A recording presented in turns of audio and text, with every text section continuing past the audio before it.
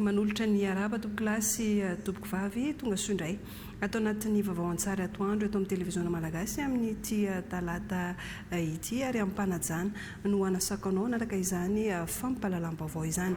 Mialohan'ny idirantsika ao anatin'ireo votoatim-baovao dia indro atolotra anao vetivety ireo lohatenim-baovao. Nomena hotantan'ireo vondron'olona ifotony amin'ny alalan'ny ONG Mada ny faritra Kobabiana any Diego Suarez ahafahana mitantana maharitra sy miaro ireo arenan-dranomasina ao aminy.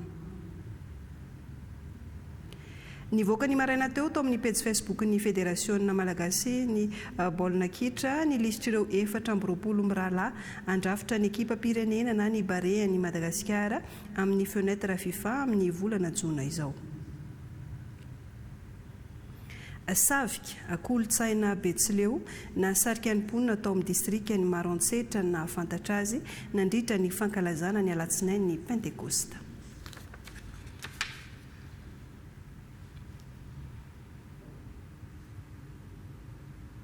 Ny tontolon'ny Jona sy ny toekarena manga no ndeha anokafantsika ny vaovao an-tsary amin'ny ity atoandro ity araka ny efa nambarako tao anatin'ny lohatenim-baovao teo dia namaly ny etaetan'ireo vodrony mipetraka manamorona ny sisin-dranomasiny baie de Diego Suarez sy ny mer de Merode mifitotra Manjakana amin'ny fametrahana ny fitantanana ifotony ireo arenan-dranomasina ao aminy nanambara izany tamin'ny fomba ofisialy tao Antsisikala distrika Natsiranana faharoa ny ministra Njono sy ny toekarena manga raha ity fanadadiana mentiny andriantsara feno ary sonirina solotena televiziona malagasy any Antsiranana ity.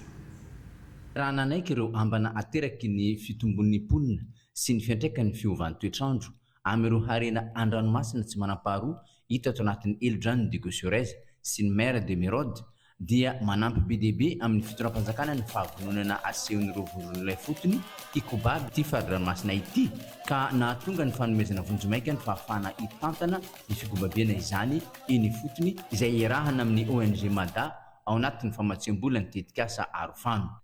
Ravoravo zaho satria sapo fa isika olona ty fotony mihisiny le tonga sainy hoe aleo kobabiana raha ty satria ekina ny fivelomana ary omegny hasiny koa le fomban-drazana satria le raha arovagny ara-drazagny voary lavitry noho le raha arovagny araky le lalàna dikan'izany hazain'le olo itoeragna io matetika azo lazaigny hoe feno le fepetra rehetra rehetra nagnatanterahana le fametrahana nytiky faritra Kobabiana amintsika etiky.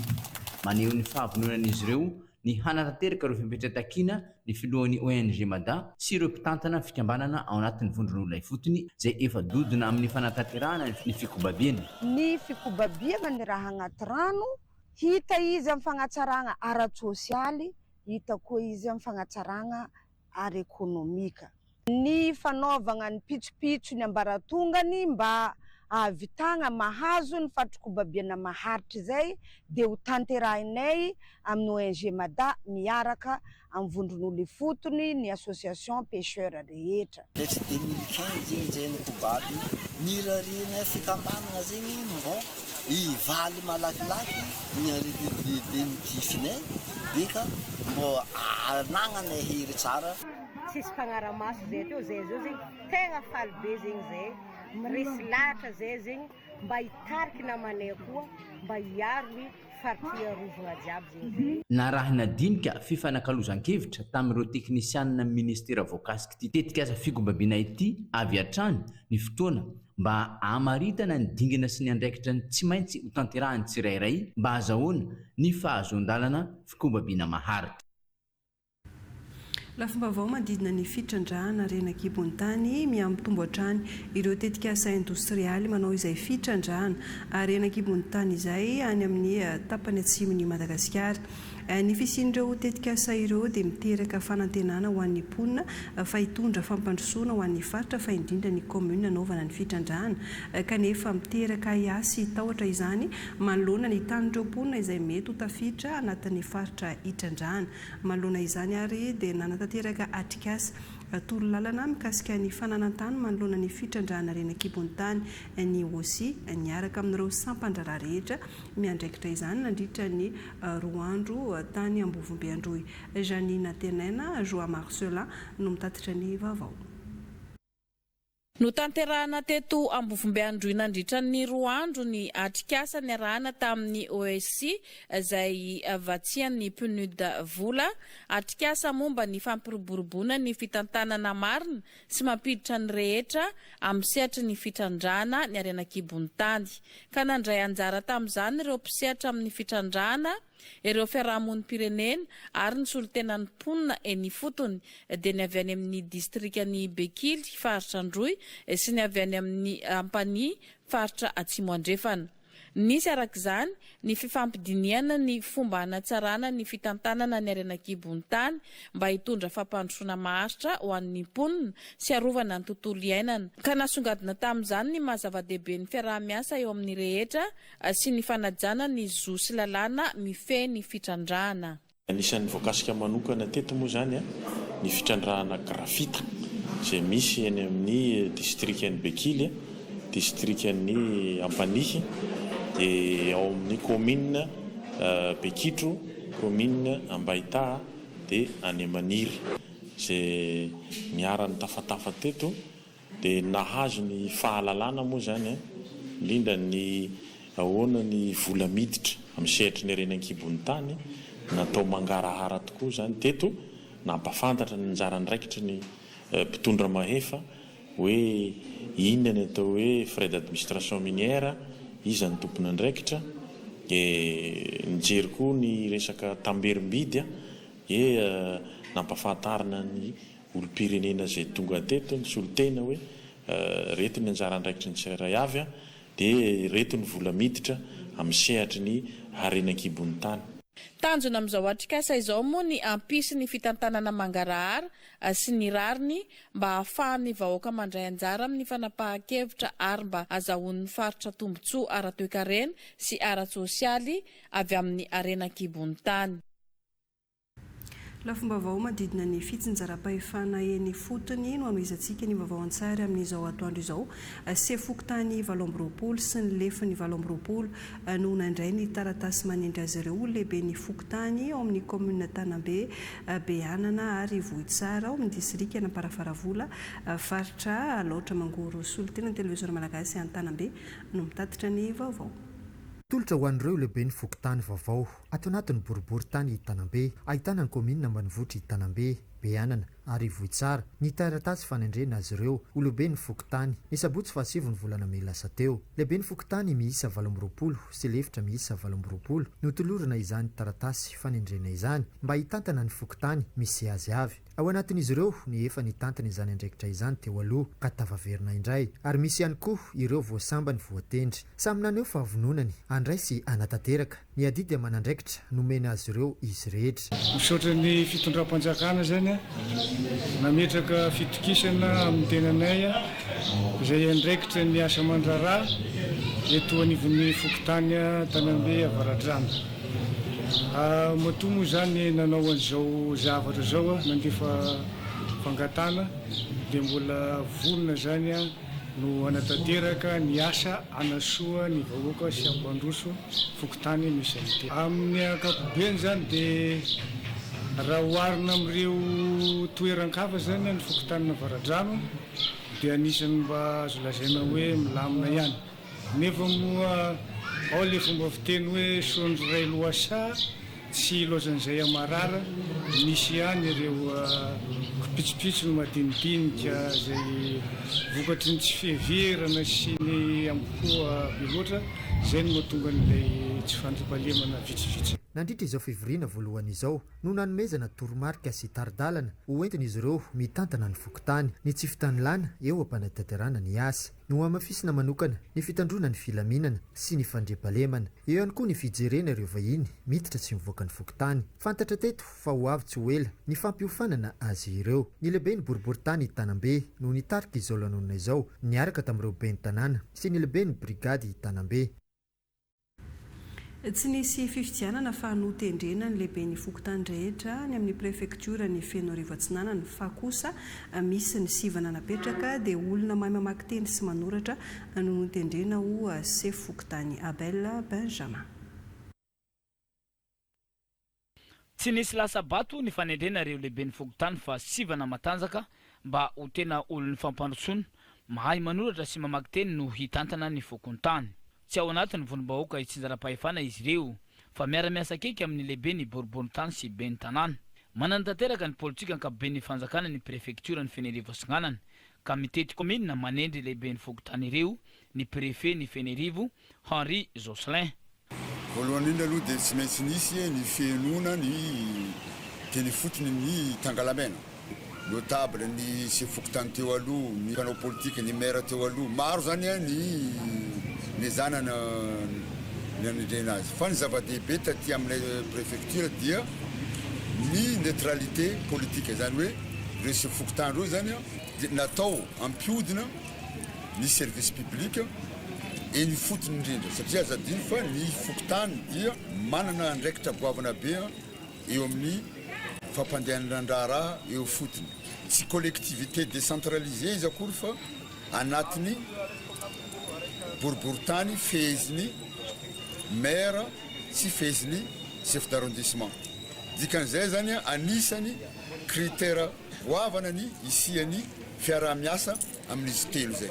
Ny asa mandraraha ampanjakana eny fotony dia ametrahana quittance na avy any amin'ny ben'ny tanàna. Io zany aloha ny zava-dehibe tsisy tsony zany ny olona mandeha manao raharaha any amin'ny fokontany dia tsy mahazo réussi akana vola nefa tsisy zavatra réussi na traçabilité misy aminy. Vita ny tao amin'ny komina ambanivohitry Manoro, Ampasimbe Manasatrana, Mahambo ary ny teto Ampasina Manongoro sy Ambodimanga 2. Na sy mpanao politika aza ireo nitendrena lehibe ny fokontany dia azo iaraha-miasa amin'ny fampandrosoana hoy Manevi, ben'ny tanàna ny komina ambanivohitry Ambodimanga 2. Tegna mahafinaritra le izy satria ahitana sokajin-taogno izy io, ao ny somary zokonjokony, ao ny tanora rahatatsika ny mpamboly, ao koa moa zegny ny avaram-pianarana misy ao daholo. Fa mila le izy tsy vitany vaovao koa fa hitany fahavononana hampandroso eo dia matoky za fa hirindra ny fiaraha-miasa. Nampahafantarana sady ireo asa miandry mifandraika amin'ny fampandrosoana sy asa-panjakana. Nofaritany prefet mazava ihany koa ny asa zay tokony hampijeram-bola ny fokontany. Hoisy ny fiofanana anamafisana traikefa. Hasarena ihany koa ny fifandraisana mba hisian'ny filaminana fiarahamonina amin'ny fotoana marina. Nampahafantarina tamin'ny fomba ofisialy ireo lehibe ny fokontany Timirala any amin'ny commune Ambonivohitry Fenorivo Atsinanana. Nandritra izay fanolorana azy ireo teo anivon'ny vahoaka izay dia nanambara ireo sy fokontany vaovao ireo fa vonona hitondra anjara biriky amin'ny fampandrosoana ny faritra ny commune ary ny fokontany misy azy. Edy Ramananjafy. Tena mazava tsara manomboka izao ny asan'ny andreketan'ny lehibe ny fokontany fepetra voalohany resaka fangararahana, faharoa koa mitondra anjara biriky ihany koa ny lehibe ny fokontany amin'ny fanatevena ny kitapom-bolam-panjakana sady nampahafantarana tamin'ny fomba ofisialy ireto lehibe ny fokontany 5 sy ny lefy ny vaovao ary natolotry ny prefet ho an'ny vahoaka. Amma tsy collectivité territoriale décentralisée azy dia sivana na fanendrena no natao. Asina traçabilité satria betsaka ny vahoaka mitaraina hoe ao amin'ny fokontany mandongola ohatra makasiky présidence na manao inona dia tsy hita ny vola. Io zany zao dia manana budget nareo miasa tsy voatery hoe tsy ho voafidy nareo ka tsy hanana comportement démocratique. Miaino mamaolana ary tsy hanao alahelo amin'ny vahoaka zay ankaikinareo any. Vonina rinany metoky ireto lehibe ny fokontany hanao ny asa. Tena magnametoky ianareo ny tenanay amin'ny raha lafa fa vonina hanatsara amin'ny fandamenana agny amina olana fiarahamonina. Toy ny komina ihany koa ny fokotany izay fototra hampandroso ny faritra misy azy manomboka izao. Ivadika lafim-baovao ara-tsosialy isika mbola ao anatin'ny fanamariana ny iray volan'ny fiaina ara-tsosialy isika amin'ity volana May ity ka manoloana izany dia hetsika ara-tsosialy maro no nentany sambany raha ny ministeran'ny mponina hanampiana ireo olona marefo. Fianakaviana marefo 300 avy amin'ny komina 4 ato amin'ny distrika Ambohimasoa, Ankerana, Manandroy, Ampitana, Ambohimasoa miaraka amin'ny fokotany 7 no sitraka sakafo mafana avy amin'ny ONG Mamoa eo ambany fehin'ny ministeran'ny mponina sy ny firaisankina vatsian'ny Association Nouvelle Optique Vola. Ny ONG Mamoa izay mifantoka amin'ny fehina sosialy sy ny maha-olona ka ho fanamariana ny fankalazana ny andro maneran-tany ho an'ny fianakaviana izay natao teto Ambohimasoa dia nisafidiana ireo fianakaviana ireo homena sakafo mafana. Andro raisam-pirenena ho an'ny ankohonana nampahafantarana bebe kokoa ireo fianakaviana teto ny zo fototra tokony isitrahany satria ny tokantrano no fototry ny fiarahamonina. Tanjona goavana ihany koa ny edivana amin'ny herisetra sy ny fanitsakitsahana ny zo fototra ananan'ny tsirairay. No amfisina ny fanentanana ny fandrindrana ny fiainam-pianakaviana mba tsy hiteraka mifanetety ahafahana manatsara ny farim-piaina ny tokantrano izay fototry ny fianakaviana, hanana taranaka-vanina sy voakolokolo. Notoloran'ny fitelevam-patry ny mponina sy ny firaisankina fanomezana vary sy menaka ireo be antitra sy ireo olona manana fahasimbanana teto Mananjary tafiditra ao anatin'ny fanamariana ny iray volan'ny fiaina ara-tsosialy moa izao hetsika izao ary fanampiana ihany koa ireto olona marefo ireto manodidina ny 200 seriveo moa izy ireo izao nomena toana izao raha ho an'ny teto Mananjary manokana. Tsy adin'ny ireto tolorana fanomezana ireto ny saotra amin'ny fitondranana ankehitriny ao anatin' izao fijerevana manokana ireo olona marefo izao. Miantso ny fifanomezan-tanana ao an'ireto olona marefo ireto moa ny fitelevam-patry ny mponina sy ny firaisankina ato anatin'ny faritra Vatovavy indrindra mba tsy haniliana azy ireo eo anivon'ny fiarahamonina. Fianakaviana marefo 300 isa teto Fianaratsoa ny sitraka sakafo mafana avy amin'ny fitelevam-patry ny mponina sy ny firaisankina Matsiatra Ambony fiara-miasan'izy ireo tamin'ny ONG Manoa izay toana ny fikambanana Nouvelle Optique avy any Frantsa. Ity ONG ity izay manome lanja ny sehatra ara-tsosialy eo anivon'ny fiarahamonina. Ny fianakaviana no fototsy ny fiarahamonina sy ny tokantrano, indrindrandrindra fototsy ny mahafirenena ny firenena. Rariny loatra hoy ny talepatry ny mponina raha omendanja ity andro iraisam-pirenena ho an'ny fianakaviana izao. Fotoana teto nampatsahiviny ireo zo fototra anana ny fianakaviana. Namafisy ny talepatry ny mponina Matsiatra Ambony hatrany fa misy ny ezaka ataon'izy ireo amin'ny fiahina ny mponina tsirairay ao anatin'izany ny fampisitrahana asa iombonana, eo ihany koa ny fampiofanana arakasa enti manatsara ny farim-pianana izay noraisina teto avokoa ny hitahitan'ny tsirairay eo amin'izany sehatra izany. Anisan'ny faritra be mponina ny aty amin'ny faritra Lotramangoro na dia sopotry Madagasikara arabary azy izy dia betsaka ihany koa ireo olona tena marefo sy sahirana ara-pivelomana. Mba hamantarana mazava tsara ny olona tena marefo dia napetraka ny fitondram-panjakana amin'ny alalan'ny ministeram-mponina sy ny firaisankina ny tetika asa RSU na ny registre sosialy tokana. Betsaka ireo hetsika sy toana ara-tsosialy izay tetika asa-panjakana vatsian'ny banky iraisam-pirenena vola izay arindra ny ministry ny mponina sy ny firaisankina ary ny FID na ny Fonds d'intervention pour le développement no manatanteraka azy eny fotony. Tsara ho fantatra nefa izay tokony ho tena hisitraka ireny toana ara-tsosialy ireny. Zava-dehibe ny fisian'ny rafitra tokana RSU ahafahan'ny fanjakana manara-maso akaiky ny fivoaran'ny farim-piainan'ireo fianakaviana marefo sy mandrindra amin'ny fomba marina ny fanampiana ara-bola sy ara-tsosialy. Ny fiahina ireo olona marefo sy ireo manana fahasembanana no isan'ireo asa sahan'ny ministeran'ny mponina sy ny firaisankina. Izany indrindra no antony nanaovana ny iray volana ho an'ny firaisankina ara-tsosialy. Midika izany fa akaiky ny vahoaka ny fitondram-panjakana. Betsaka ireo asa izay efa natao mba ho fankalazana ity iray volan'ny firaisankina ara-tsosialy ity. Raha tsy ahivina nefa dia isan'ireo faritra manan-karena ity faritra tsy mandrefana ity, mbola betsaka nefa ireo marefo ka mila tohana.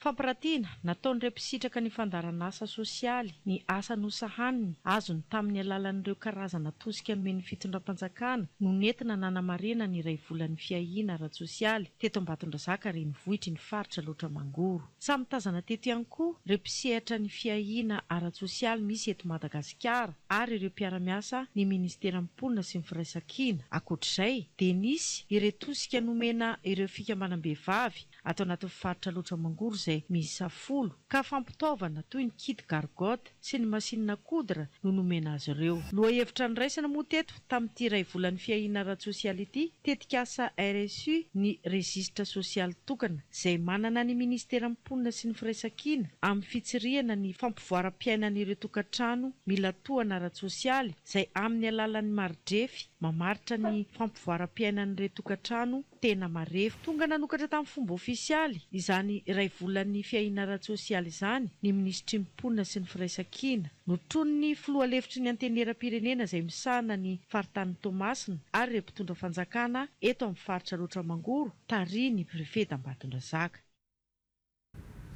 Nanolotra vary iray taona ho an'ny fonjabe ny Manakara ny ONG MHF fanampiana ireo tompona andraikitry ny fonja amin'ny fampisankafoanana ireo voafonja no nanomezana izany fanampiana izany Tozy de Malala Eric Didier. ONG MHF dia mpanao asa soa eto Manakara mijery hatrany ny maha olona anjarany voafonja eto amin'ny fonjabe any Manakara indray no misitraka fanomezana toana ara-tsakafo avy amin'ny ONG MHF izay tariny Mohamad Zakaria ka vary 20 gony amin'ny 50 kilao no natolotra izy ireo ho an'ny voafonja. Rahantsika mahalala moa zany fa ny ONG MHF tsy hoe mpanakarena na manakarena na hoe mpitady vola fa ny antony joroa dia hoe mba hiahina ny mahaolona izay ho jerevana akaika ny mahaolona zany indrindrandrindra ireo havantsika voafonja zany mila fanampiana ka noho izay tonga anay tonga eto androany ka noho zany moa misy vary 20 lasaka moa zany na hoe une tonne fanampizany misy baolina anankidimy izy io mba anetsikitsihana vatana. Zava-dehibe tokoa ho an'ny voafonja sy ho anay mpandraharahany fonja zao esika taonareo zao satria dia ny paka tanteraka amin'ireo voafonja ireo ny hero entiny zao esika taonareo zao. Miara-mahafantatra asika fa eto Manakara somary voa ara-sakafo satria maro nefa mahia avy agny ivelany agny miditra aty izahay ato no miezaka magnarina anazy dia somary maromaro ny malnutri zany ny voafonja fa amin'izao fotoana zao moa izy efa miaina satria efa natao ny ezaka rehetra ahafana azahoan'ireo aina. Dia ianareo moa toy tonga isaorana raha matao procureur nanana contact tao aminareo dia isaorana koa nareo namaly ny ansa fa zava-dehibe loatra zao fahatongavanareo zao ny rarianay dia engane dia toetrany ny fiaraha-miasa ary maromaro ny tahaka anareo. Ny fonja dia toeram-panarenana ho an'ireo izay nania tsy ananivon'ny fiarahamonina fa tsy fanagejana akory. Vetivety sika taranja baolina kitra nivoaka tamin'ny valora maraina teo tao amin'ny page Facebook ny Fédération Malagasy ny baolina kitra ny lisitra ireo 420 mirahalahy andrafitra ny ekipa pirenena na ny bare any Madagasikara amin'ny fenêtre FIFA amin'ny volana Jona ho avy io. Nisy mpilalao vaovao nantsony mpanazatra Corentin Martins teo ihany koa ireo mpilalao niverina indray ao anatin'ny fampifondronana ny ekipa pirenena. Mariana fa ny bare dia hiatrika lalao ara-pirahalaina roa amin'ny volana Jona ho avy izao avitry ny aina Rakotoarso. Ila Mjalianina no endrika vaovao nantsony mpanazatra ny bare Corentin Martins 20 taona milalao ambilany akafise amin'ny FIFA national 3 na division 5 ao Frantsa. Anisan'ireo mpiandara telo vao antso Ila Mjalianina miaraka Michel Ramandimso na Itoldo mpiandara Tonelico Plus sy Jordan Dupire mpilalao ny Swift Esperance. Mpilalao roa no niverina ao anatin'ny ekipa pirenena rehefa tsy tazana fotoana maromaro. Eo i Loïc Lapoussin izay Vonage Club milalao miaraka amin'ny Guangzhou Jinshen ao amin'ny Ligue 1 division 2 Chine. Niverina ho anisan'ireo vodilarina kosa i Luis de Moléon mpilalao necessité Città di Accireale ao amin'ny Série D divisionna fa-efatra any Italia. Ana mafafiarovatena miaraka amin'ny Sandro Tremollet, Thomas Fontaine, Echan Kari, Bono Rabearvelo, Morgan Jean-Pierre sy Matteo Capandie ary Radonena Rabemanatsoa. Eo amin'ny iraikiraka kosa no ahitana Clément Couturier, Beaja Randriamalala, Rayana Ravelson sy Nicolas Randriamanamsoa ary Johan Nzi. Ao amin'ny lohalarana dia tsy nahitana fiovana fa toy ny tamin'ny fampivondronana farany ny volana mars lasa teo, ahitana ny Arnorandrianantenaina, Nicolas Fontaine, Ela Darira Hernirin, Ryan Ponty, Hakim Abdallah sy Warren Kadi ary Brian Dinani. Mpilalao telo no voantso matetika saingy tsy ao anatin'ny lisitry ny bare amin'ny fenetra FIFA amin'ity volana jona ity dia Zakany Rina Rakotoasimbola na Inina, Marco Lemartre, Jean Harrison Marcelin. Tsy ahivina fa hiatrika lalao ra-piralahiana roa ny barean'i Madagasikara. Eo na Lion de l'Atlas ny Maroc ao amin'ny kianjan'ny Moulay Abdellah ny Rabat ny talata 2 jona ho avy izao, ary fandona amin'ny Viokransy ny Uganda ao amin'ny kianjaben'ny Marrakech ny alatsinainy 9 jona. Lafomba manodidina ny fanabeazana vita ny adina ara-panatanjahantena ho an'ireo mpianatra hiatrika ny fanadinam-panjakana baccalauréat sy ny BEPC tany amin'ny distrika ny Vohibe sy Nosy-Varika. Tamin'ny fitora sasany maraina no nanomboka ny fiantsoana an'ireo mpiadina anarana fanadinana ara-panatanjahantena aty amin'ny fiara-piadidiam-pampianarana Vohibe. Ireo mpanala fanadinana baccalauréat no niatrika izany ny maraina ny alatsinainy fa 20 ny volana May taona 2024 lasa teo. Ka mpiadina miisa 20 amin'zato no voasoratra anarana tamin'izany ary ny roa tamin'ireo no tsy tonga. Ka ny 20 amin'zato no tonga niatrika nanao ny fanadinana ara-panatanjahantena raha teto anivon'ny fara-piadidiam-pampianarana Vohibe. Tao amin'ny CG Vohibe no toerana nanaovana ity fanadinana ara-panatanjahantena ity. Ka ahitana ireto taranja manaraka ireto toy ny poids, ny vitesse, ny saut à hauteur, ny saut à longueur, ny fond 1000 mètres ho an'ny lehilahy, 800 mètres kosa ho an'ny vehivavy, ary ny taranja imbora, ny taranja football izay ahitana lahy sy vavy sy ny basketball. Tamin'izao fanaovana ity fanadinana ara-panatanjahantena ity moa dia tonga hita teny avokoa ireo mpitandron'ny filaminana sy ny eo anivon'ny mpiasa ny fahasalamana aty an-toerana. Ny tapany tolakandro no nanaovana ny fanadinana ara-panatanjahantena ihany ho an'ny mpanala fanadinana BEPC raha taty anivon'ny fara-piadidiam-pampianarana Vohibe hatrany. Izay natana mpianatra voasoratra rarana misa 730 sy 300 ary ny 330 tamin'izany no tsy tonga.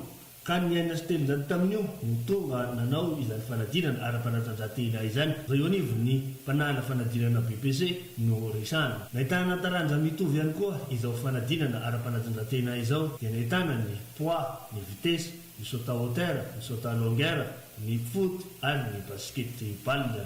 Ary tsaroandro moa ny fanaovana ity fanadinana ara-panatanjahantena ity ho an'ny BEPC aty amin'ny distrikany Vohibe. Tonga nanatanteraka izao fanadinana ara-panatanjahantena baccalauréat zao ny tompon'andraikitra ara-panatanjahantena eo anivon'ny Draina Irorombe. Mpiadina manodidina ny 700 no voasoratra anarana miatrika ny fanadinana ara-panatanjahantena baccalauréat ato amin'ny Sisikony Nosy-Varika. Toerana maromaro nanatanterahana izany ka eto amin'ny centre Nosy-Varika no namaranana izany.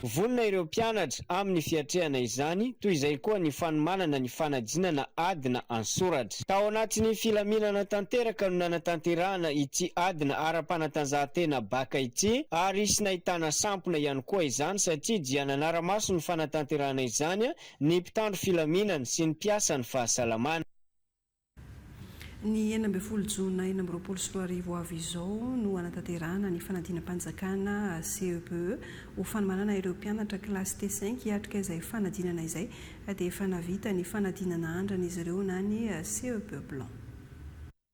750 ireo mpianatra voasoratra anarana hiatrika ny fanadinam-panjakana CPE amin'ity taona ity atonivony Sisikony Antsiranana faharoa. Niatrika fanadinam-panjakana CPE andrana izy ireo izay miparitika amin'ireo foibe mpanadinana amin'ireo zapy 20 izay mandrafitra ny Sisikony Antsiranana faharoa. Ka nareo amby 20 sy 700 amin'izy ireo dia ato amin'ny zapy anivranaavaratra avokoa. Mitovy ny lazahadina rehetra manerana ny foibe mpanadinana ireo nampitoviana lenta amin'ny fanatanterahana ny fanadinam-panjakana CPI ny fepetra sy ny pitsopitsony rehetra amin'ny fanatanterahana izany. ka niara-ny entina amin'izany ireo mpampianatra avy misy sekoly miankina sy tsy miankina ny fanjakana manerana sisy konatseranana faharoa. Izao no natao mba hahafantarana hatraiza ny fahaizan'ireo mpianatra izay ndeha hiatrika ny fagnadinam-panjakana CPE afaka herinandro vitsy satria mbola manana fotoana ahafana manarana ireo lesoka rehetra mandra-pahatonga ny fagnadinam-panjakana CPE. Ny tanjony sisy konatseranana faharoa ho tsara ny voka-pagnadinana amin'ny taom-pianarana 2024 ity.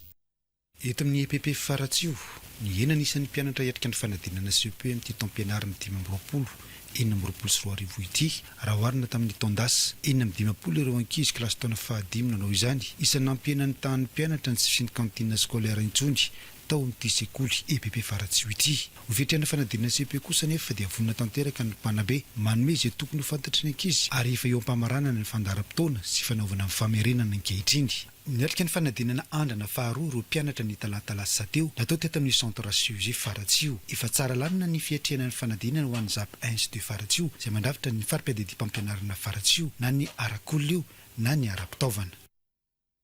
Ao anatin'ny famaranana indrindra ny tety andro telo volana farany ireo mpianatra amin'ny sekoly miankina sy tsy miankina amin'ny fanjakana. Andreo santatra ny fanadinam-panjakana amin'ity taom-pianarana 2024 ity dia ny 12 lasa teo. Niraisan'ny teto amin'ny Cisco Marvay ny fanatanterana ny fanadinana CPE andrana izay nizotra araky ny tokony ho izy. Toy ny teto amin'ny foibe mpanadinana EPP Centre dia efa toy ny amin'ny fanadinana tena izy raha ny tondrozotra na rana. Samy nanoana ara-moraly ny mpianatra miandry ny hatsarany vokatra andrasana, ny taletsekoly, ny mpanabe ary ny ray aman-dren'ny mpianatra izay samy tsy niala lavitra ny tokotany tsekoly tamin'ny fanaramaso ireo ankizy izay tonga nanatanteraka izany.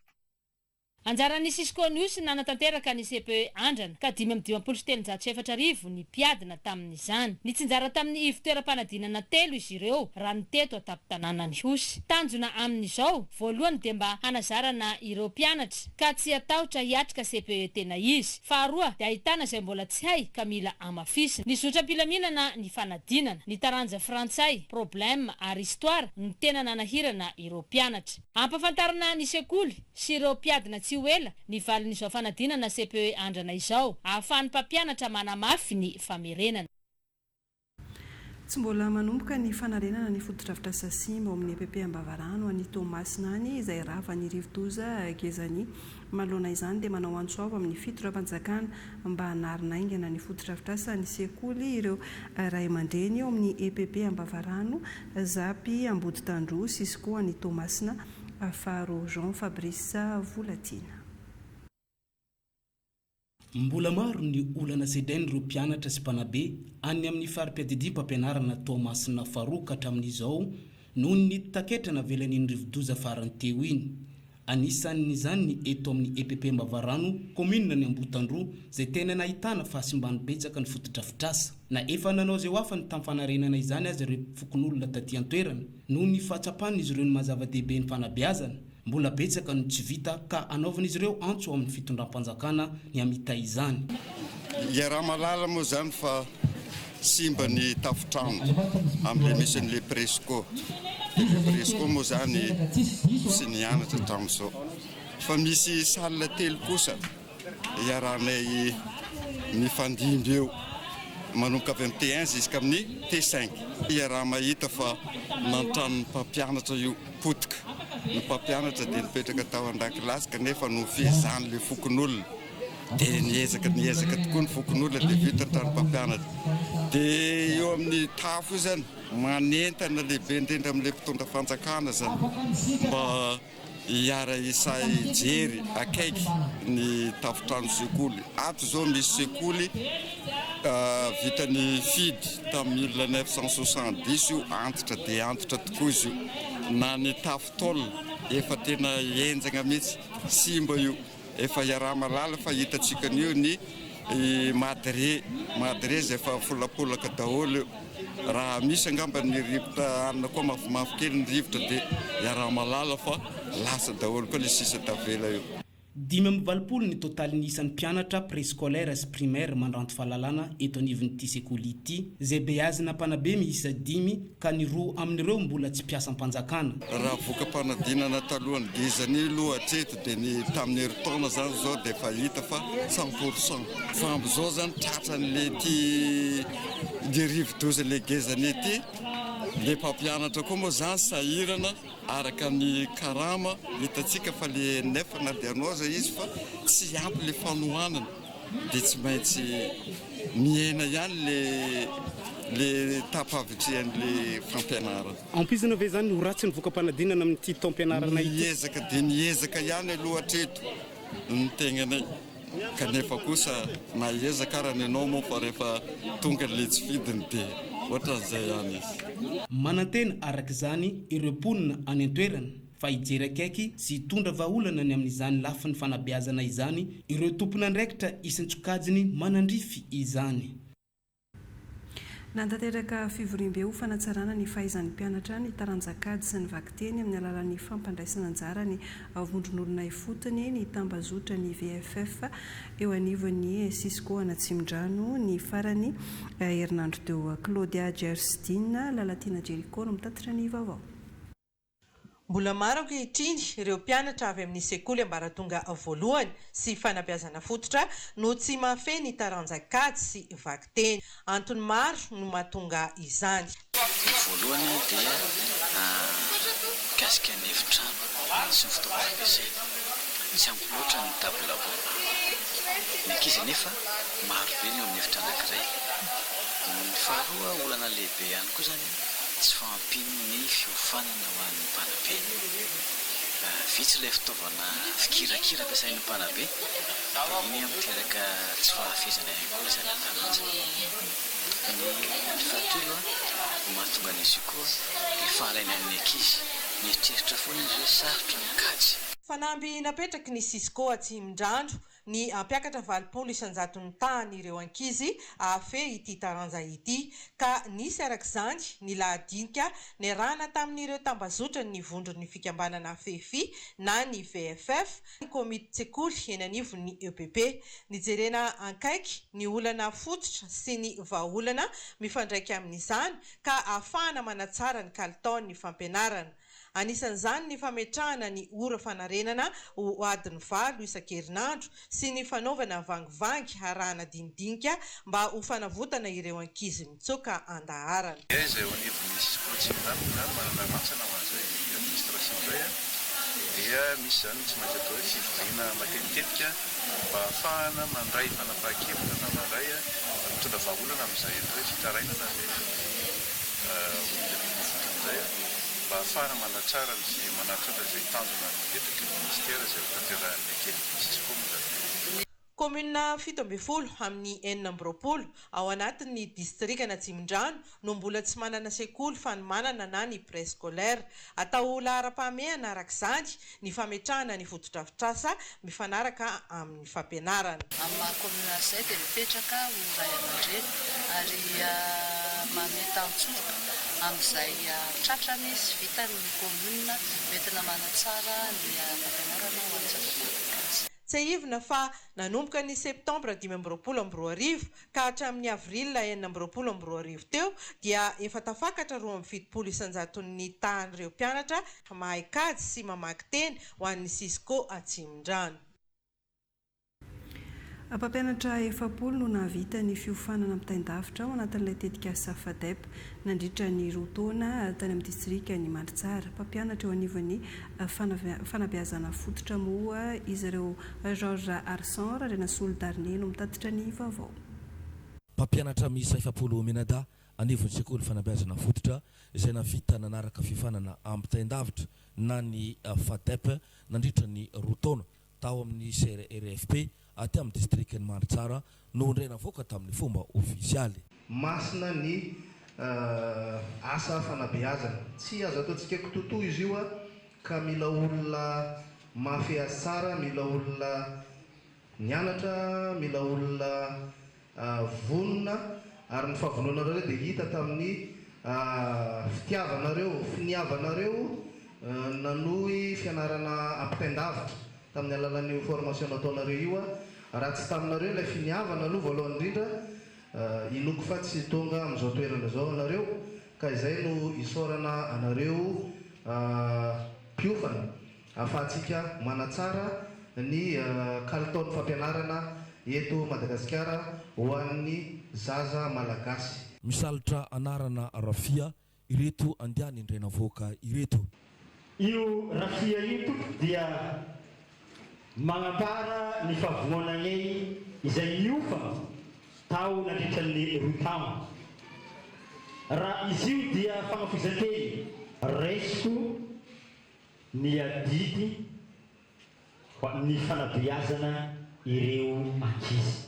Nandritra n'izao lanonana famoahana ireto mpampianatra na vita fiofanana izao no nandorana ny taratasy fanamarinana ny fahavitan'ny fiofanana. Hita ny mpampianatra sy ny tompon'andraikitra ara-panjakana aty amin'ny distriktin'ny Maritsara ny hamoahana ny lehibe ny fanoton'ny fampianarana aty an-toerana. Misedra olana ireo mpampianatra sy ray aman-dren'ny mpianatra ao amin'ny sekoly fanabeazana fototra Omaro Amboaly any amin'ny distriktin'ny Maritsara ny idiran'olona milaza mahitahita ny apahan'ny tokontany-tsekoly amin'ny fokotany io ka tsy ahafahan'ny mpianatra mianatra araka ny tokony ho izy izay anaovany ray aman-dreny Anjoavo amin'ny mpitondra fanjakana Georges Arson sy Randrena Solidarné Hatrany no mitatitra ny vaovao. Tandindomindoza ny tontolon'ny fanabeazana ao amin'ny sekoly fanabeazana fototra Maraboaly aty amin'ny faripidian'ny fampianarany Maritsara. Misy mibodo sy miditra ankeriny ny ampahany betsaka amin'ny tokontany-tsekoly ao amin'ny fokotany io ka anaovan'ireo mpampianatra sy ray aman-dren'ny mpianatra Anjoavo amin'ny fitondram-panjakana maefa. Andriamatoa filoham-pirenena ny ministry ny fampianarana izay fokon'ologno rehetra dia mangataka ny hampijanonana ny fanorenana fotodrafitrasa tsy misy atakandro izay miorina amin'ny tokontany-tsekoly EPP eto Maraboaly ataon'olo tokana. Milaza manampahaizana sy manana olo ambony zany no ahafahany magnano zany. Efa antaniny maro no fanakorontanana ny Sembawaka ataon'io olo mibody tany an-tsekoly izay milaza mahitahita io. Ka noho izany dia tanindondozany ny sehitra ny fampianarana ahihina ho isy ny fahatapahan'ny fianarany ankizy satria mandry ny andriranantsy ny mpanabe noho ny hetaketraka ataon'io olo tokana io. Ramatoa ministry ny fitsarana mangataka zahay mba hafainganana ny raharaha momba io tany ao amin'ny fitsarana ary tsy hiemotro fokon'ologno amin'ny tombotsoa ny taranaka faramandimby izay heverinay rerehan'ny firenena. Idiran'ireto mpibodiny tany-tsekoly reto avokoa ny toeram-pilalaovana ho an'ny ankizy sy ny tokotany fambolen-kazo ho an'ny sekoly fanabeazana fototra eto Maraboaly izay tsy mahafaly tanteraka ny ray aman-dreny ny mpampianatra ka mahatonga zareo andrahona itokona. Raha zao ny tsy vava-aingana ahina ho isy fifandonana sy ny olana ara-tsosialy eto amin'ity fokotany ny Maraboaly ity. Ahemotra ny 30 May ny famaranana ny fankalazana ny 40 taona ny joroan'ny lycée moderne Ampefilo na ny LMA izay saika no tanterahana ny 9 May ho avy izao. Isy fitokanana fotodrafitrasa vaovao sy ireo fotodrafitrasa anoavaozina moa amin'ny fotoana io ka fandaminana ny arana tamin'ny fitoram-panjakana no antony fanemorana ny daty famaranana ny fankalazana ny 40 taona fanampanazavana. Noho ny andraikitra anana ny mpitondra fanjakana sy ny tompona andraiki-panjakana rehetra eto amin'ny firenena dia ahemotra izy io ny 30 ny volana Mea 2020 satria amin'ny ovan'io fotoana io no ahafahany tompona andraiki-panjakana rehetrarehetra eo anivon'ny tany sy ny fireneny Madagasikara. Mandritra n'io fotoana ny 30 ny volana May 2020 io dia isy ny fanolorana marbona pirenena ho an'ny mpiasa rehetrarehetra eto anivon'ny lycée moderne Ampefilo na vita be eto amin'ny sekoly. Misy ihany koa ny fandraisam-pitenena ny tompona andraikitra tsirairay avy eto amin'ny sekoly sy ny tompona andraiki-panjakana isan-tsokajina ao anatiny. Dia eto zay dia mampatsiahy sy manentana an'ireny fanasana efa lasa any amin'ny tompona andraikitra rehetrarehetra reny raha 20 ny volana May ny voasoratrany dia ahemotritsika le izy ny 30 ny volana May 2020 avy zao noho ny fandaharam-potoana avy any amin'ny tompona andraiki-panjakana tsirairay.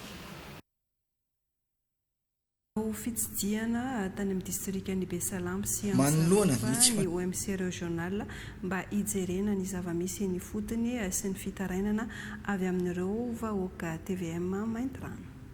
Manoloana ny tsy fandriam-pahalemana aty amin'ny distrika ny Antsalova dia nidina ifotony taty atoerana hijery ny tena olana sy ny zava-misy aty atoerana ny OMC régionaly izay notarin'ny préfet Maintrano Ramanana Barthelemy. Nanafatravatra ny préfet Maintrano ho an'ireo mpiasa-panjakana rehetra, anisany mampirongatra ny tsy fandriam-pahalemana ihany koa ny fisian'ny kolikoly. Raha ny zava-misy dia na ny fahalemana ny distrika ny Antsalova nandritra ny ray taona mahery teo. Tatoato nefa dia nahazo vana indray ny asan-dalo ny tapedina Mangalatromby omba ny vonoan'olona taty antoerana. Tapaka nandritra ny fivoriana fa isy ny fivoriam-be isan-kerinandro any amin'ny fokotany ato anatin'ny distrika. Indray mandeha isam-bolana kosa ny fivoriam-be bokon'olona atao eto amin'ny renivohitry ny distrika. Tonga nanatanteraka fitsidiana aty amin'ny distrika ny Besalampy ireo OMC régional avy eo amin'ny renivohitry ny faritry Melaky.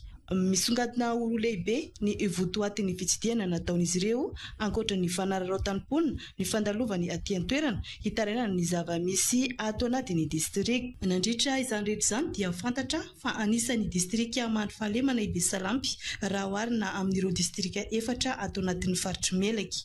Nefa na izany aza dia misy ny olana lehibe izay vato misakana ny fampandrosoana. Marina moa fa préfet ny Maintrano no nitarika ny OMC régional tonga taty an-toerana izay notroniny lehibe ny faritry Melaky Jona Pikolas sy ireo talem-paritra maromaro. Feno 20 taona no nijoroany ny fikambanana teraka Moronmany monina ho maro antsetra. Ho fanamariana izany fa 20 taona izany dia nikarakara hetsika ara-kolotsaina savika izy ireo. Izany savika izany izay kolotsaina avy amin'ny foko Betsilehany izay natao ny andron'ny Pentekosta teo izany fankalazana ny andron'ny Pentekosta moa nanaovana izany savika izany sady fizarana ny kolotsaina Betsileo ho an'ny vahoakany maro antsetra no tena tanjona izany. Etsika no karakarain'ny fikambanana teraka Morony Many monina ho maro antsetra izany. Boniface Ramiandroson. Isan'ny nampiavaka ny fetin'ny Pentecote tamin'ity taona 1920 ity taty amin'ny renivohitry ny faritra Ambatsoa ny fisian'ny savika izay tsy fahita firy aty maro antsetra. Etsika tafiditra amin'ny fanamarihina ny 20 taona nijoroan'ny fikambanana teraka Moronmany eto maro antsetra no entina ihany koa ifampizarana kolotsaina. Ny savika dia kolotsaina ama-Betsileo ny Betsileo ka amin'izao fankalazana ny 20 taona ny fikambanana tena Moronmany izao dia ampisehoana ny zanako maro antsetra kolotsaina ma-Betsileo. Misy ny fombafomba atao ny mpikarakara alohan'ny savika, ao ny fanolorana ny omby, arahina tapitsoka izay vola fanomezana ho an'ny mpisavika. Amin'ny Betsileo dia fanomezana pahasoavana manokana ny fahasahina amin'ny savika fa tsy inona akory. Efa talenta nomen'Andriamanitra tompo. Moraingy. Talenta nomen'Andriamanitra ny omby somary masisika fa salako saya ny olombelona manam-panahy. Fa ny biby na dia matanjaka manao rehefa vanjatany olombelona manam-panahy tsy naseka. Nahalinany maro ho an'izay tonga nijery ny savika. Na dia misy mampitentena azy ho an'ny kominy urbaine maro antsetra dia nakasitraka izao hetsika nataon'ny teraka Moronmany izao ny ben'ny tanàna ary nangataka ny hanohizana nyity hetsika ity amin'ny manaraka.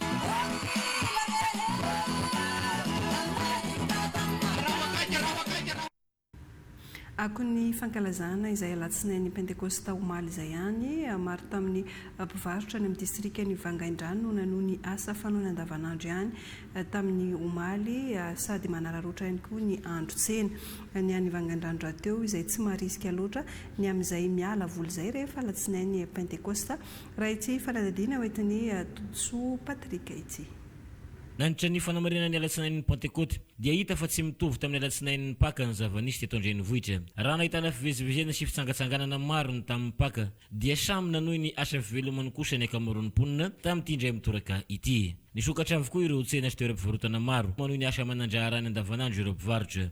Ho an'ny maro matsy dia aleo mitady vola sy mikarakara ny fiainana andavanandro toy izay manao fitsangatsanganana. etsy ankilany dia tsy nahasarika olona firy ireo toeram-pialam-boly sy toeram-pitsangatsanganana teto andrenivohitra sy ny manodidina vitsy ireo fianakaviana nivoaka ny alavoly raha oharina tamin'ny fetin'ny paka antefo bebe kokoa amin'ny fitadiavam-bola sy fiatrenan'ny fahasahiranana ara-pianana ny sainimponina amin'izao fotoana izao nilamina amin'ny akapobe ny fiatrenan'ny fetin'ny pentekoty teto andrenivohitra sy ny manodidina nanao ny asany tamin'ny fanaraha-maso ny fandrindrana sy famovoizana ireo mpitandro ny filaminana indrindra ny teny amin'ireo toerana be fivezivezena ho fisoroana ny loza-pifamovoizana sy iantoana ny filaminam-bahoaka manitra ity fety ity iverenantsika kely ny tontolon'ny fanatanjahantena taranjabaolina kitra maranantsika ny vaovao an-tsary amin'ity atoandro ity manana tany ketsa mamiratra amin'ny lalao baolina kitra ny fatrana lanjorofo nandritra ny lalao ny fandonan'ireo katita kely ao amin'ny sisikoa ny feno arivo atsinanana Abel Benjamin.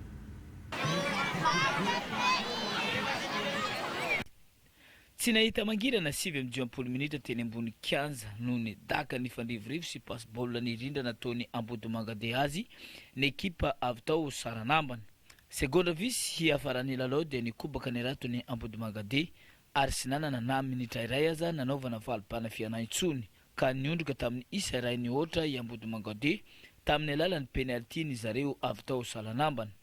Namafy aza ny lalao dia fanampozina ny fandraisana izao. Zay voalohany tegna resy mitata bi takeza niezaka zegny zay nagnala zay tokony jusqu'à farany nandre jusqu'à farany tegna mafy zay niko ny tegna nilamigny dôla lisy ny respecté mbo ampiantra zegny antegna mbo tegna magnano sport na dinombo mafy tsisy andogna ampozigny satria raha dôla tsy ny baolina kitra ihany anefa no nifaninanana teto fa taranja mihoatra ny fito samihafa saingy mizara roa lehibe dia antaranja iombonana sy mandeha irery nahazo medaly avokoa ny telo voalohany isak'ireo taranja ary voatendry avy hatrany hiazakazaka hitondra ny lazan'ny Fenerivo amin'ny fifaninanana regionaly amin'ny mahafanatanjahantena ansekoly ho an'ny sisikoa ny Fenerivo azy ity dia natonga ekipa nandray anjara avokoa ireo zapy roapolo misy ato anatin'ny sisikoa ny Fenerivo Signanana. Hita nandritra ny roa andro teto ny mahazava-dehibe ny fanatanjahantena ansekoly raha efa tapaka izany nandritra ny enina taona farany. Ny araba ireo nandrobaka ny amboara rehetra ary nankahery ireo nandray anjara ny talempatitra ny fanabeazana analanjorofo jingana hiazakazahana amin'ny nasionaly ny natao teto Fenerivo Signanana ity fa ao sonerany vongo ny regionaly amin'ny volana ambony io. Tapitra ny vaovao an-tsary mankasitraka anao tany Koatrano nanaraka hatramin'ny farany mamay fotoananao indray ny tena korampitso veloma tompoko.